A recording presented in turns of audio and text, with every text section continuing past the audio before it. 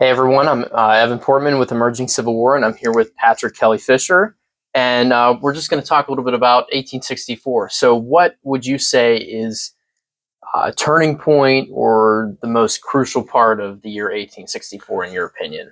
It's a great question. I think it's a common answer, but in my mind, it is that classic moment after the Wilderness. The Army of the Potomac's been beaten bloody. Now that the Confederacy has also taken their hits there, and it's that moment where Grant decides we're going to stick this out, we're going to keep marching south, and then go on to Spotsylvania. And I have always wondered, I think that's a turning point. It's a huge difference from how previous commanders of the Army of the Potomac have handled that situation. For sure. It's 180 degrees different from how Hooker handles that decision in the same, almost the exact same spot, almost an exact year earlier.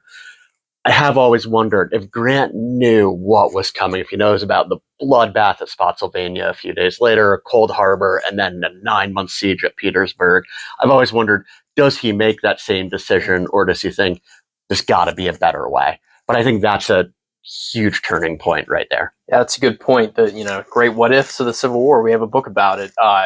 But Lee talks about in the movie Gettysburg the empty chair, and you have to make those decisions. Regardless of knowing the cost that it will incur. So I like that. That's good insight. Do you have a particular favorite moment in 1864? Aside from what you might think is the most pivotal or most important, is there a person maybe or an event in 1864 that you just really like? I've always been fascinated by the Red River campaign, and that is way off the beaten path, but I'm a trans-Mississippi guy. I'm Emerging Civil War's token trans-Mississippi guy. I'm coming to you from Denver. So much of 1864 is about trying to minimize the possibility of a catastrophic defeat that would have serious political consequences for Lincoln. But at the same time, he's trying to win a war, and you can't win a war without any risk. And Sherman proceeds very cautiously throughout the Atlantic campaign, very methodically. Grant is persistent, but avoids any kind of catastrophic defeat. Then you have the Red River campaign, which is just an unmitigated fiasco from start to finish, but in some ways actually is not quite as bad as it probably should have been. You have at one point an entire Union army upriver.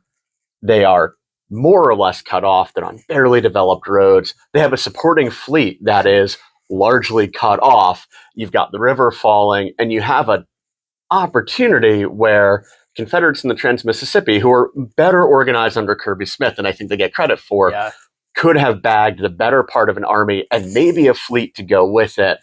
And I think, again, another great what if. What would the impact of that have been on the overall war effort and on Lincoln's political chances, which are probably the most important thing here in terms of how does this war turn out? For sure. Yeah, cool. So then shifting gears a little bit, what does Emerging Civil War mean to you? Or what do you think of when you hear ECW?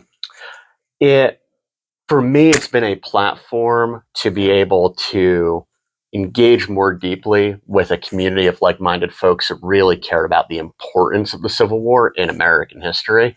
And this isn't what I do for a living. I'm not coming from a Park Service or an academic background. And so it's a rare platform where I'm able to present the research and writing I'm doing and then interact with folks the other way. So I co-manage the blog. And that's a chance to work with all of our writers, including yourself. That's right. Which is just an exciting to be able to work with so many people and then to see all the feedback that we get. And then I love being at the symposium this week because so many of the people we talk to who are here are avid readers of the blog. And so getting that one-on-one feedback and talking about what do you like, what do you not like, what do you want to see more of. So again, it's been a great opportunity for me to have that kind of platform and interactive engagement. Yeah, awesome. Yeah, for sure. It's nice to mingle with fellow Civil War obsessed people. So. Well, thanks again, Pat, and we'll see everyone online and on the battlefield.